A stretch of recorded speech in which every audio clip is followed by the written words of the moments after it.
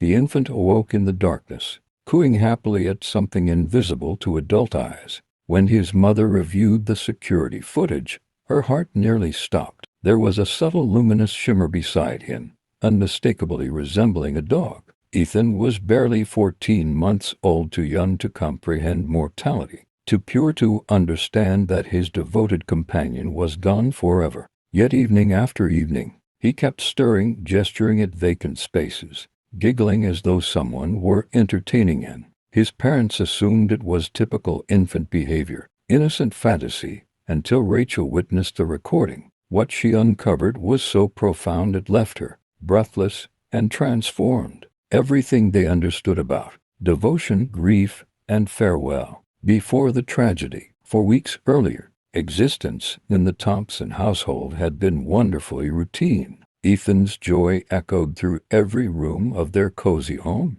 and wherever that joy traveled, Cooper followed. The golden retriever had been family since before Ethan's birth, and from the instant Rachel carried her baby through the front door, Cooper designated himself protector. He rested beside the bassinet. He observed Ethan's initial attempts to roll over. When Ethan wept, Cooper whimpered until someone responded. Rachel cherished watching them together, though Daniel occasionally worried the dog was excessively attached. "He's basically attached to Ethan," Daniel commented one afternoon, watching Cooper hover near the baby's mat. "It's borderline compulsive. He's just being devoted," Rachel answered, stroking Cooper's golden head. "Aren't you, Coop?" But on that overcast Wednesday afternoon, everything collapsed. Ethan's beloved rubber toe bounced into the road during their neighborhood stroll. Before Rachel could react, Cooper darted after it, his sole focus retrieving what his boy treasured. The squeal of bricks,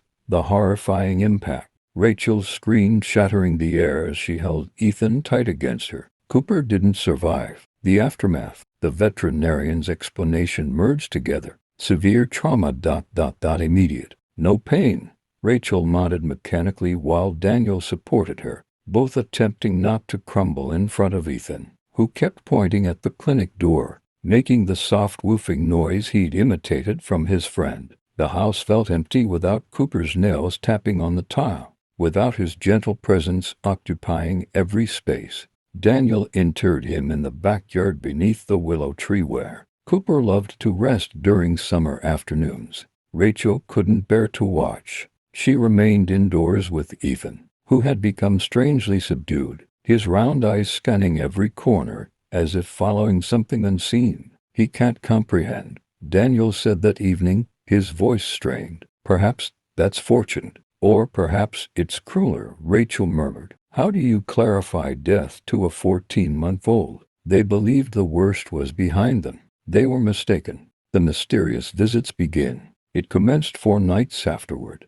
Rachel awakened to Ethan's laughter transmitting through the nursery monitor that pure, delighted sound that used to signify Cooper was nuzzling his toes. She hurried to his room, but Ethan was alone, standing in his crib, clapping his hands at the empty corner near the closet. "Just dreaming," she told Daniel when she returned to bed. But the following night, it repeated, and the night subsequent to that. Ethan would wake at precisely 2:34, laugh as though someone were playing with him, and gesture at vacancy. Rachel began resting fitfully, monitoring the screen obsessively. Daniel suggested it was standard infant behavior, but his tone lacked certainty. Then the inexplicable incidents began. One morning, Rachel discovered Ethan's miniature sneakers positioned by the back door, laces looped together the way she used to prepare when taking walks with Cooper. She hadn't placed them there. Another afternoon, Cooper's old leash materialized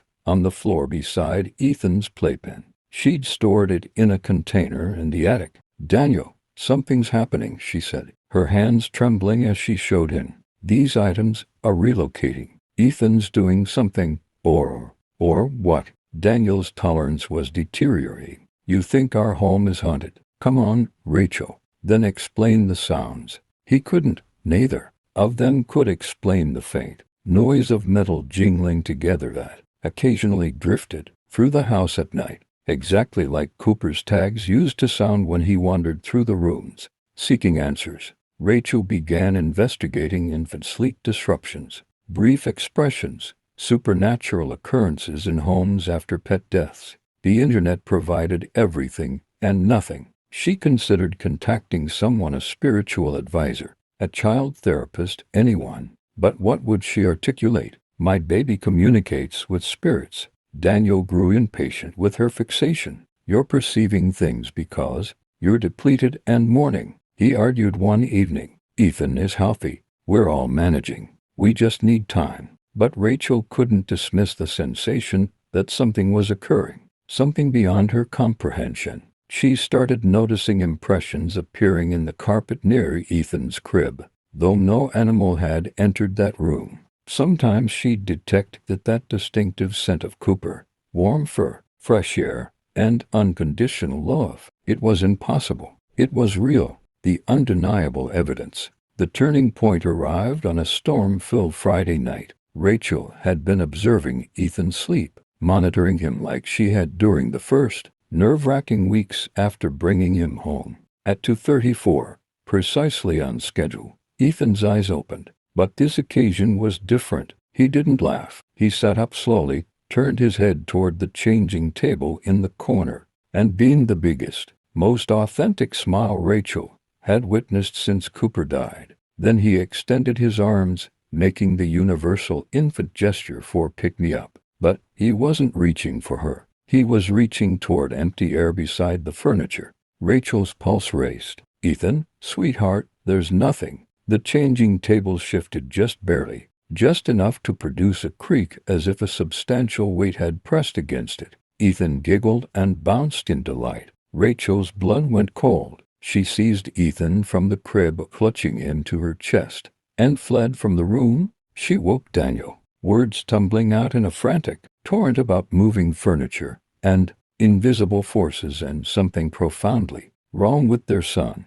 Daniel contacted their pediatrician first thing the following morning. The doctor was compassionate but direct. Children Ethan's age often develop active imaginations, and grief could express itself in peculiar ways. Nothing concerning unless Ethan showed signs of distress. He seemed content, didn't he? Thriving, then allow it time. The first word. But that evening, something transformed. Rachel was preparing dinner while Ethan played in the family room, surrounded by his toys. She glanced over and froze. Ethan had crawled to the corner where Cooper's old bed still remained, forgotten behind the sofa. He pulled himself upright, tiny fingers clutching the fabric, and pressed his face into it. Then, clear as crystal, Rachel heard it. Ethan's first word. Not mama or dada. Coo.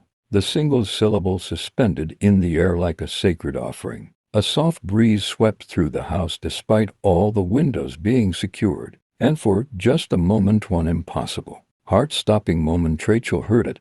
A bark, faint and gentle, like an echo from beyond, followed by Ethan's delighted laughter. Rachel's knees gave way. She collapsed to the floor, tears streaming down her face, understanding washing over her in waves. This wasn't a haunting. This was a farewell. The recording. That night, she couldn't rest. She kept replaying Ethan's word, the breeze, that impossible bark. At 4 o'clock in the morning, she retrieved her phone and accessed the baby monitor app, scrolling backward through archive footage from the previous week. Most of it displayed exactly what she'd witnessed: Ethan alone, gesturing and laughing at emptiness. But then she reached the recording from 3 nights prior. Her breath seized in her throat. She reversed it, played it again, magnified until her hand trembled so violently she nearly dropped the phone.